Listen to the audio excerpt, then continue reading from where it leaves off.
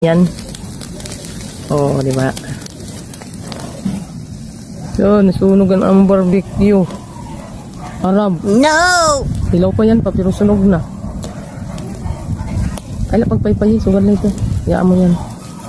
Maluluto din yun. Init ba naman yan? Hindi maluluto yan?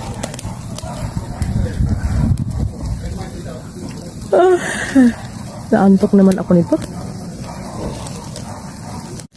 Wow. Sarap ng aming barbecue. Sarap ng amoy. Mabango.